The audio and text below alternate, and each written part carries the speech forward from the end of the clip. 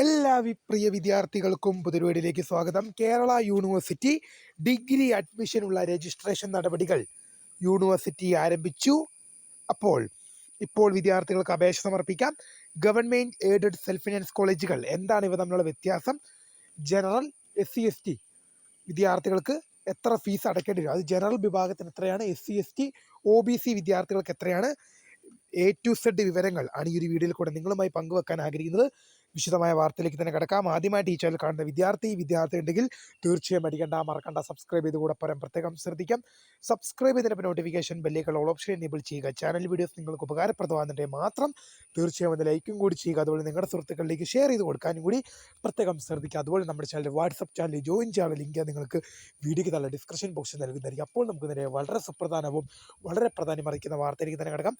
നിരവധി വിദ്യാർത്ഥികൾ കാത്തിരുന്ന ഒരു ഡിഗ്രി അഡ്മിഷൻ്റെയാണ് കേരള യൂണിവേഴ്സിറ്റിയിൽ ഒരു ഡിഗ്രി പഠനം ആഗ്രഹിക്കുന്ന വിദ്യാർത്ഥികൾക്ക് കേരള യൂണിവേഴ്സിറ്റിയുടെ ഒഫീഷ്യൽ വെബ്സൈറ്റ് വഴി നിങ്ങൾക്ക് രജിസ്ട്രേഷൻ ആരംഭിച്ചിട്ടുണ്ട്. ഇതിനായി നിങ്ങൾ ഗൂഗിളിലോ ക്രോമിലോ കയറി കേരള യൂണിവേഴ്സിറ്റി എന്ന് സെർച്ച് ചെയ്യുക. തുറന്നു വരുന്ന പേജിൽ നിങ്ങൾക്ക് എന്ത് ചെയ്യാൻ സാധിക്കും? അപ്ലൈ നൗ എന്ന്, അഡ്മിഷൻ്റെ അപ്ലൈ നൗ എന്ന UG PG എന്നൊക്കെ കാണാൻ സാധിക്കും. അതിൽ ക്ലിക്ക് ചെയ്ത് കഴിഞ്ഞാൽ നിങ്ങൾക്ക് അഡ്മിഷൻ പേജിലേക്ക് പോകും. അവിടെ നിങ്ങൾക്ക് FUGP എന്നൊരു വലിയ ബോക്സും അതിനടിയിൽ അപ്ലൈ എന്നൊരു ഓപ്ഷനും നിങ്ങൾക്ക് അവിടെ കാണാൻ സാധിക്കും. അതിൽ ക്ലിക്ക് ചെയ്തുകൊണ്ട് നിങ്ങൾക്ക് എന്ത് ചെയ്യാം? അപ്ലൈ ചെയ്യാൻ സാധിക്കും എന്നുള്ളത് വിദ്യാർത്ഥികൾ ഓർത്തിരിക്കേണ്ടതാണ്. അതിൽ ക്ലിക്ക് ചെയ്ത് കഴിഞ്ഞാൽ ആദ്യം നിങ്ങൾ രജിസ്ട്രേഷൻ ചെയ്ത് നിങ്ങൾ യൂസർ ഐഡിയും പാസ്വേഡും ക്രിയേറ്റ് ചെയ്യണം. ശേഷം ലോഗിൻ എന്ന പേജ് വഴി നിങ്ങളുടെ പ്രൊഫൈൽ പേജിലേക്ക് ലോഗിൻ ചെയ്യുകയും ശേഷം ബാക്കി തുടർന്നുള്ള ഡീറ്റെയിൽസ് നിങ്ങൾ സമർപ്പിക്കുകയും ചെയ്യണം. ഇപ്പോൾ അതിൻ്റെ പ്രോസ്പെക്ടസ് വന്നിട്ടുണ്ട്. University of Kerala 4-year undergraduate programme FUGP admission to the 4-year undergraduate programs FUGP in colleges affiliated by University of Kerala and centers of the university for the academic year 2025-2026. നമുക്ക് എന്ത് ചെയ്യാം? രജിസ്ട്രേഷൻ്റെ പ്രോസസ്സുകളിലേക്ക് തന്നെ നമുക്ക് direct തന്നെ കിടക്കാം. ഈ വീഡിയോയിൽ നമ്മൾ ഹൗ ടു അപ്ലൈ സ്റ്റെപ്പ് 1 ആണ്. Online registration process step 1 generating application number and password. ഒന്നാമത്തെ ഘട്ടമാണ് ഞാൻ ആദ്യമേ പറഞ്ഞു, യൂസർ ഐഡിയും പാസ്വേഡും ഉണ്ടാക്കണം. അതാണ് ആദ്യത്തെ ഘട്ടം, generating application number or password. എന്നിട്ട് the first step of UG online registration process is generating application number and password for this the candidate have to click on the registration എന്ന ഒരു ലിങ്ക് നിങ്ങൾക്ക് അവിടെ ലഭ്യമാണ്. അതിൽ ക്ലിക്ക് ചെയ്തുകൊണ്ട് എന്ത് ചെയ്യണം? UG അഡ്മിഷൻ പോർട്ടലിലേക്ക് പോയിട്ട് എന്ത് ചെയ്യണം? നിങ്ങളുടെ അവിടെ നൽകുന്ന ഡീറ്റെയിൽസ്, അവിടെ നിങ്ങൾക്ക് എന്ത് ചെയ്യാനാണ്? എക്സാം ബോർഡ്, നിങ്ങൾ എക്സാം എഴുതി HSC ആണെങ്കിൽ HSC, VHSC ആണെങ്കിൽ VHSC, നിങ്ങളുടെ +2 രജിസ്റ്റർ നമ്പർ, ഏത് വർഷമാണോ +2 പാസ്സായത്, name, date of birth, gender, email ID എന്നിവ നൽകി നിങ്ങൾ എന്ത് ചെയ്യണം? ആപ്ലിക്കേഷൻ നമ്പർ, ഇത്രയും കാര്യങ്ങൾ നിങ്ങൾ നൽകി കഴിഞ്ഞാൽ നിങ്ങൾക്ക് ആപ്ലിക്കേഷൻ നമ്പർ എന്ത് ചെയ്യും? ആപ്ലിക്കേഷൻ നമ്പർ നിങ്ങൾക്ക് യൂണിവേഴ്സിറ്റി തന്നെ നൽകും. പക്ഷേ പാസ്വേഡ് നിങ്ങൾ തന്നെ ക്രിയേറ്റ് ചെയ്യേണ്ടതായിട്ട് വരും. ഓക്കെ, അത് കഴിഞ്ഞ് അടുത്ത ഇൻസ്ട്രക്ഷനാണ് ലോഗിൻ എന്ന് പറയുന്നത്. ലോഗിൻ പേജിലേക്ക് പോയിട്ട് നിങ്ങൾ ഉണ്ടാക്കിയ നിങ്ങളുടെ ആപ്ലിക്കേഷൻ നമ്പറും പുതിയ പാസ്വേഡും ഉപയോഗിച്ച് നിങ്ങളുടെ പ്രൊഫൈൽ പേജിലേക്ക് ലോഗിൻ ചെയ്യണം. അതാണ് അടുത്ത പ്രോസസ്സ്. ഇനി സ്റ്റെപ്പ് 2 പേഴ്സണൽ ഡീറ്റെയിൽസ്. നിങ്ങളുടെ പേഴ്സണൽ ഡീറ്റെയിൽസ് എല്ലാം ഫില്ല് ചെയ്യാനുള്ള ഓപ്ഷനാണ് സെക്കൻഡായിട്ട് വരുന്നത്. അതിൽ നെയിം, നിങ്ങളുടെ പേര്, ഡേറ്റ് ഓഫ് ബർത്ത്, ജനനതീയതി, ജെൻഡർ, നിങ്ങൾ കേരളൈറ്റാണെന്ന് ചോദിക്കും, കേരളത്തിൽ തന്നെ ജീവിക്കുന്ന ആളാണെന്ന് ചോദിക്കും. എസ് ആണെങ്കിൽ എസ് കൊടുക്കുക, നോ ആണെങ്കിൽ നോ എന്ന ടിക്ക് കൊടുക്കുക. നാഷണാലിറ്റി ഇന്ത്യൻ ആണെങ്കിൽ ഇന്ത്യൻ, ഇനി പുറത്തുനിന്നുള്ളവരാണെങ്കിൽ പുറത്തുനിന്ന് കൊടുക്കുക. മൊബൈൽ നമ്പർ, വീണ്ടും ആ മൊബൈൽ നമ്പർ തന്നെ കൺഫേം ചെയ്യാൻ ആവശ്യപ്പെടും. ലാൻഡ് ഫോൺ അത് ഓപ്ഷനബിൾ ആണ്, ഉണ്ടെങ്കിൽ കൊടുത്താൽ മതി. ലാൻഡ് ഫോൺ ഇപ്പോൾ എല്ലാ വീടുകളിലും ലാൻഡ് ഫോൺ കാണില്ല, അതുകൊണ്ട് തന്നെ ലാൻഡ് ഫോൺ ഓപ്ഷനബിൾ ആണ്. നിങ്ങൾക്ക് ഉണ്ടെങ്കിൽ മാത്രം ഫില്ല് ചെയ്യുക, അല്ലെങ്കിൽ ഇത് ബ്ലാങ്ക് ആയിട്ട് അവിടെ ഇട്ടുകൊള്ളുക. നിങ്ങൾ ഈ മൊബൈൽ നമ്പർ കൊടുക്കുമ്പോൾ ശ്രദ്ധിക്കേണ്ട ഒരു കാര്യം എന്ന് പറയുന്നത്, നിരന്തരം ആക്റ്റീവായിട്ടുള്ള ഏതൊരു സമയത്തും നിങ്ങളെ കോൺടാക്റ്റ് ചെയ്താൽ നിങ്ങളെ കിട്ടും എന്നുറപ്പുണ്ടെങ്കിൽ കിട്ടുന്ന മൊബൈൽ നമ്പർ മാത്രം കൊടുക്കുക. കാരണം നിങ്ങൾ ഈ സ്പോട്ട് അഡ്മിഷനും മറ്റ് കാര്യങ്ങൾക്കൊക്കെ പോകുമ്പോൾ നിങ്ങൾ ഈ സ്പോട്ട് അഡ്മിഷനും മറ്റു കാര്യങ്ങൾക്കൊക്കെ പോകുമ്പോൾ നിങ്ങൾ ഈ സ്പോട്ട് അഡ്മിഷൻ എങ്ങനെയാണ്, നിങ്ങൾ അവിടെ അപേക്ഷ കൊണ്ടിടുകയും ശേഷം നിങ്ങൾ അവിടെ കൊടുക്കുന്ന നിങ്ങളുടെ ആപ്ലിക്കേഷനിലുള്ള മൊബൈൽ നമ്പർ വഴി നിങ്ങളെ വിളിക്കുകയാണ് ചെയ്യുന്നത്. അപ്പം നിങ്ങൾ ഇപ്പം കൊടുക്കുന്ന മൊബൈൽ നമ്പറാണ്, ഇപ്പം ഈ സമയത്ത് നിങ്ങൾ എൻ്റർ ചെയ്ത് കൊടുക്കുന്ന മൊബൈൽ നമ്പറിലേക്കായിരിക്കും നിങ്ങളെ സ്പോട്ട് അഡ്മിഷനും കാര്യങ്ങൾക്കൊക്കെ വിളിക്കുക. അതുകൊണ്ടാണ് നിരന്തരം ആക്റ്റീവ് ഉള്ളൊരു മൊബൈൽ നമ്പർ തന്നെ കൊടുക്കണം എന്ന് പറഞ്ഞത്.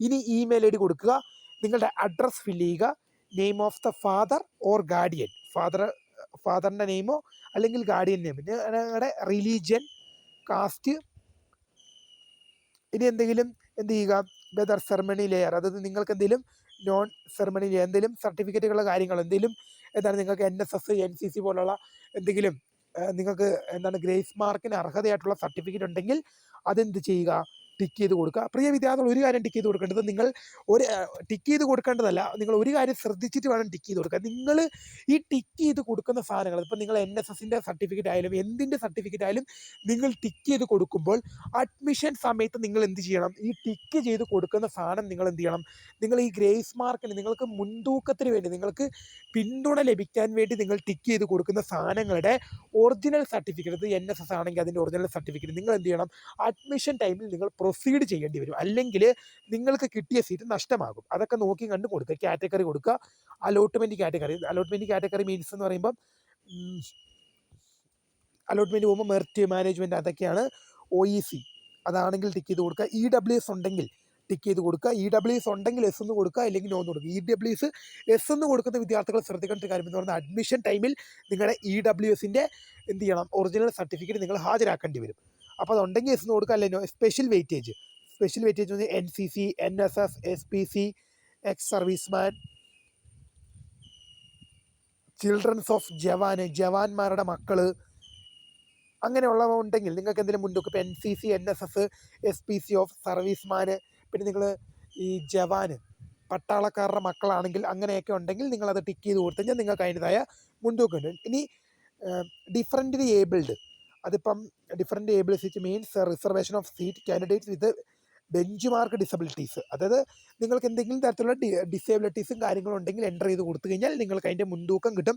ബട്ട് നിങ്ങളൊരു കാര്യം ശ്രദ്ധിക്കേണ്ടത്, അങ്ങനെയുള്ളത് നിങ്ങൾ ടിക്ക് ചെയ്ത് കൊടുക്കുമ്പോൾ നിങ്ങൾ എന്ത് ചെയ്യണം, അതിൻ്റെ മെഡിക്കൽ സർട്ടിഫിക്കറ്റ്, നിങ്ങൾ എന്തെങ്കിലും ഡിസബിലിറ്റി ഏബിൾഡ് നിങ്ങൾ എൻ്റർ ചെയ്ത് കൊടുക്കുമ്പോൾ അതിൻ്റെ മെഡിക്കൽ സർട്ടിഫിക്കറ്റ്, അതും ഗവൺമെൻറ് ഡോക്ടർ നിങ്ങൾ കാര്യം ശ്രദ്ധിക്കേണ്ടത്, നിങ്ങൾ ഡിസബിലിറ്റി ഏബിൾ കൊടുക്കുമ്പോൾ നിങ്ങൾ നിങ്ങൾ ഗവൺമെൻറ് ഡോക്ടർ സൈൻ ചെയ്ത സർട്ടിഫിക്കറ്റ് നിങ്ങൾ അഡ്മിഷൻ ടൈമിൽ ഹാജരാക്കേണ്ടി വരും.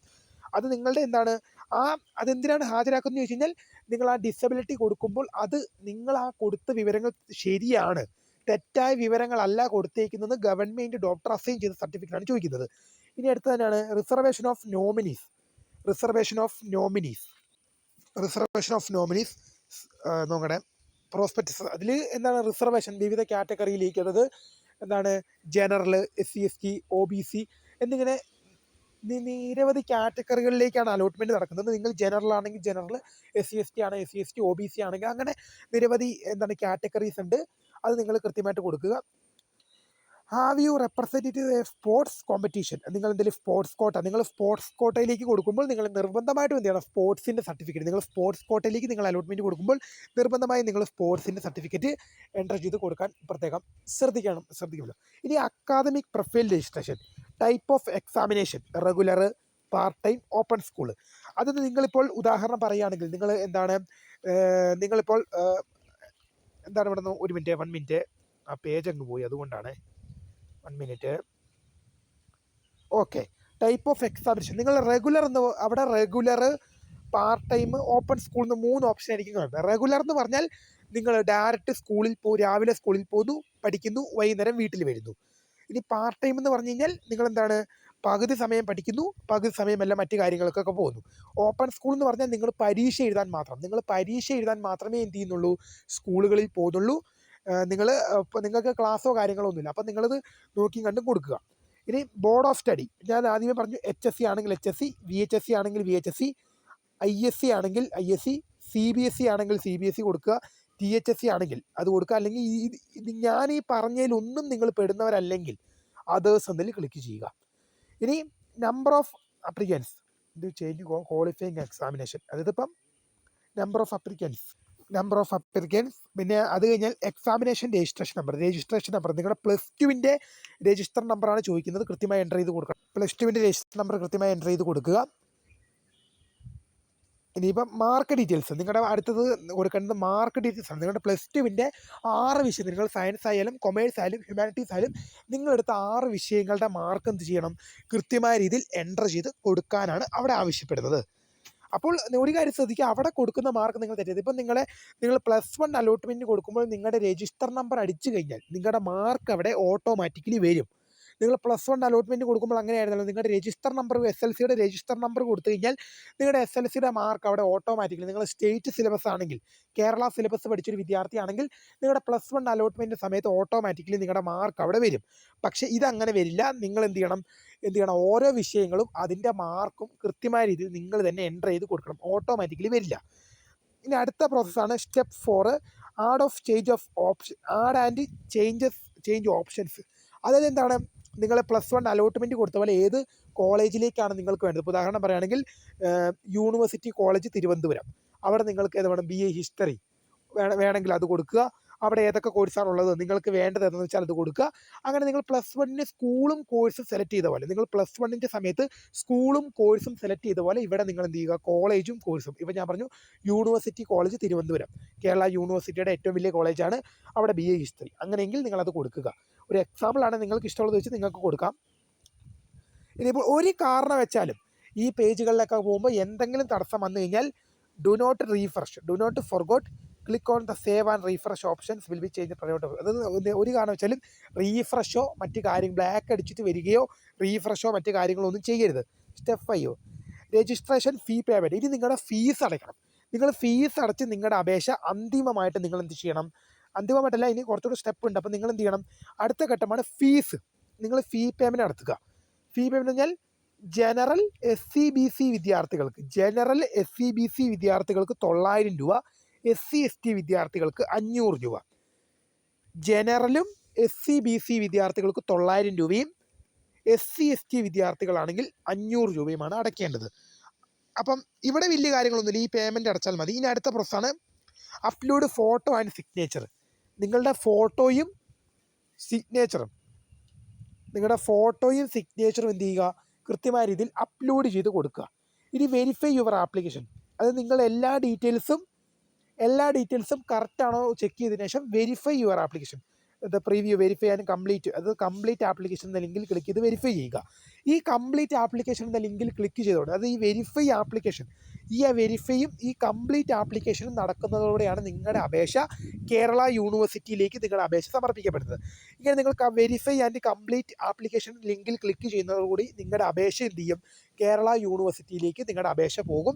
ശേഷം നിങ്ങൾക്കവിടെ print out of complete application form, നിങ്ങളവിടെ കേരള യൂണിവേഴ്സിറ്റിയിലേക്ക് ആപ്ലിക്കേഷൻ സമർപ്പിച്ച് കഴിഞ്ഞാൽ നിങ്ങൾക്കവിടെ പ്രിൻ്റ് എടുക്കാനുള്ള ഓപ്ഷൻ, നിങ്ങളുടെ അപേക്ഷയുടെ പ്രിൻ്റ് എടുക്കാനുള്ള ഓപ്ഷൻ നിങ്ങൾക്ക് അവിടെ കാണും. അതിൽ ക്ലിക്ക് ചെയ്തുകൊണ്ട് നിങ്ങൾക്ക് പ്രിൻ്റ് എടുത്ത് നിങ്ങളുടെ കൈകളിൽ സൂക്ഷിച്ച് വെക്കാവുന്നതാണ്. നിങ്ങൾക്ക് അലോട്ട്മെൻറ്റ് വരുമ്പോൾ അത് ആവശ്യമാണ്.